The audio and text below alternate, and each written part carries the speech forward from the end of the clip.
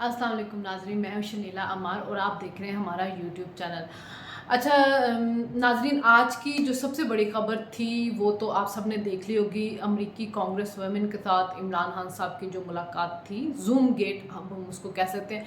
Memo gate आया, don lakes आई, अब आ गया जूम गेट। अच्छा जी, जूम गेट में हुआ क्या है? पहले तो मुझे बड़ा ही धचका लगा, क्योंकि मैं तो अपने आप को मेंटली तैयार कर चुकी थी कि हम अमरीकी गुलामी से निकल के अब अमरीका को आएंगे, हम कोई गुलाम है?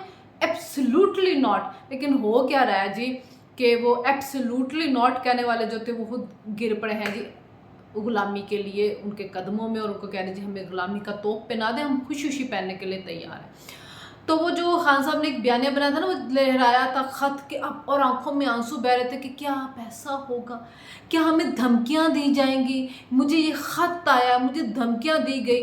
फिर उन्होंने उसके बुनियाद के ऊपर अदम एतमाद को रिजेक्ट किया, असेंबलियां तोड़ दी, उन्होंने पूरी जो अपोजिशन थी उसको गिरदार करार दे दिया। फिर उन्होंने कहा कि मैं आपको आज़ादी से गुलामी से निजात दिलाऊंगा, एक आज़ाद मुल्क बनाऊंगा। और फवाद चौधरी कहते तेरा बाप भी देगा आज़ादी। वही फवाद चौधरी जो पुलिस को देके भागते फिर रहे थे, हामते कामते भागते फिर रहे थे।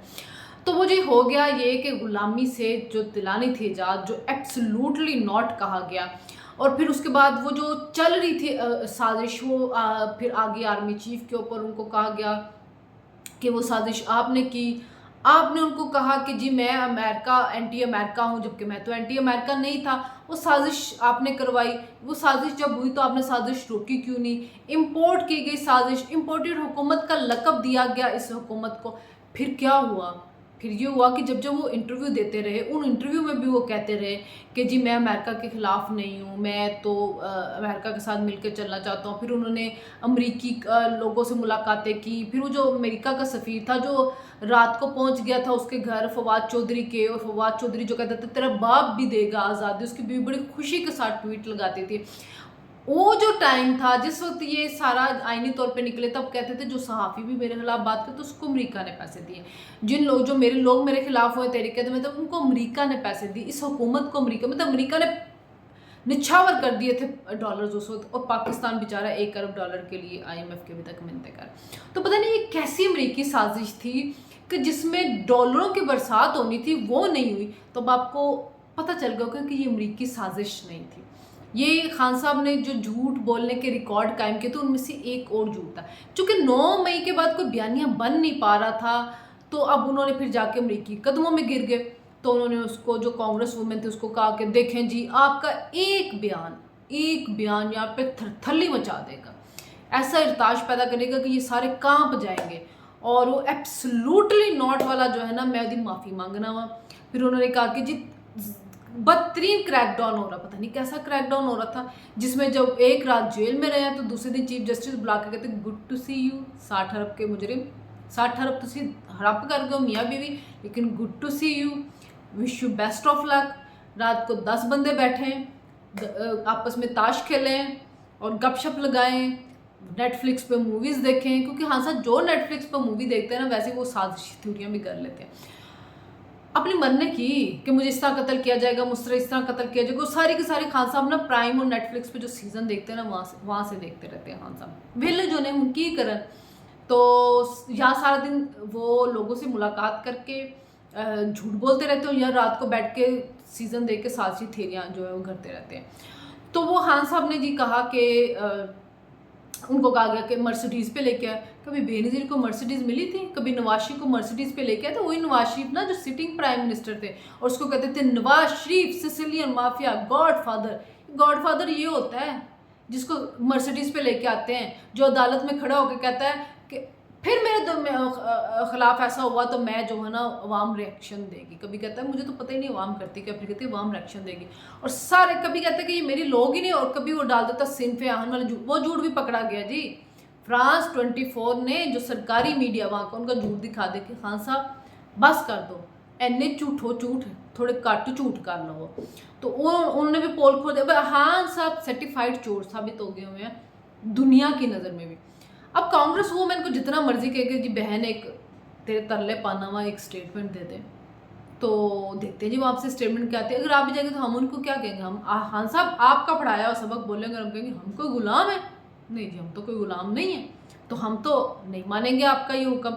वो एब्सोल्युटली नॉट भी आपने हमें सिखाया था। सब बड़ी मैंने गाड़ियाँ देखी थी जी, स्टिकर लगे हुए पीछे थे, एब्सोल्युटली नॉट। और वो बेचारे घर वालों के सामने शर्मिंदा फिर रहे होंगे, और अपने दोस्तों यारों से भी शर्मिंदा फिर रहे होंगे कि भाई असी तो अमेरिका से आज़ादी लेनी थी, इतने तो अमेरिका की मिन्नत तले पे करता वे।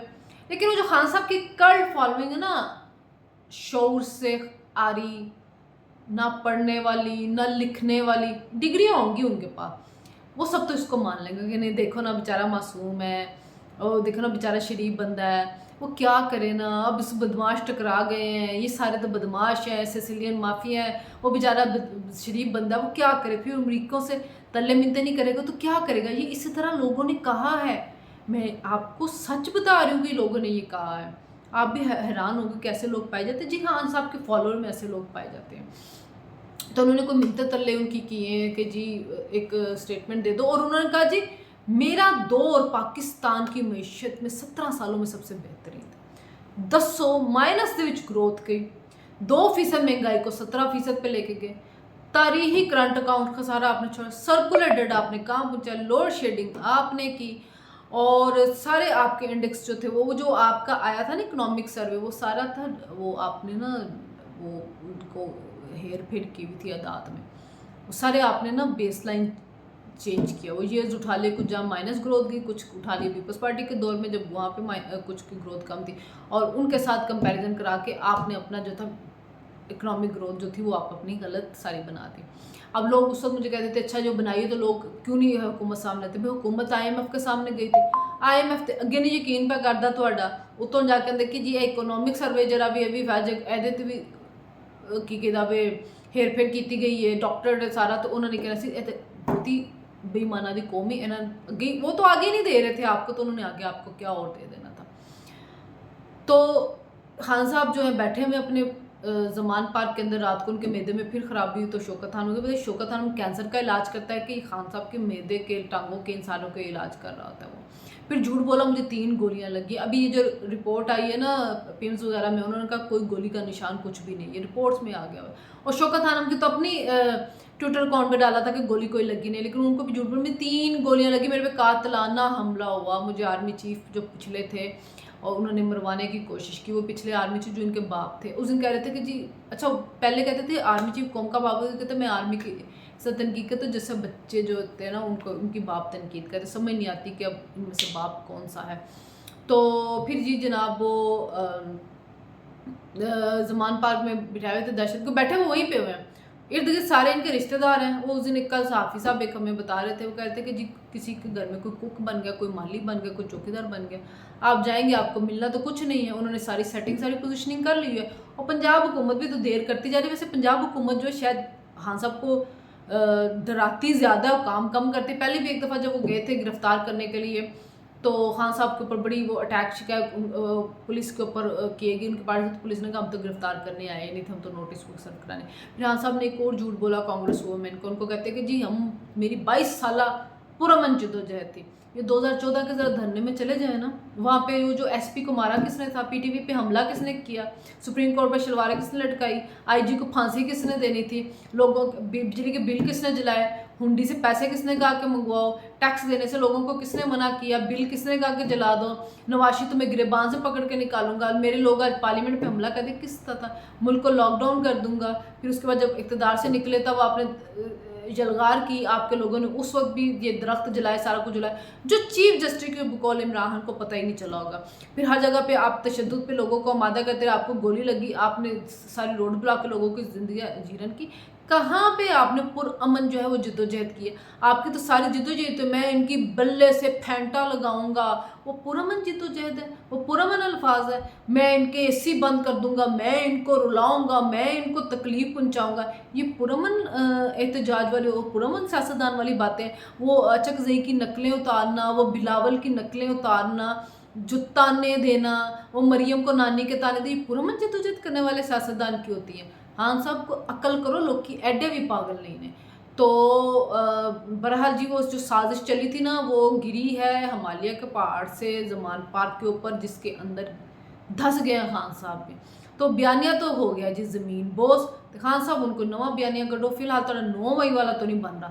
लोगों को नज़र आ गया है कि आप एक दहशतगर्द पार्टी हो, सियासत करते, सियासी तौर पे चलते, सिस्टम में रहते, तो हाँ सब सर्वाइवल होता।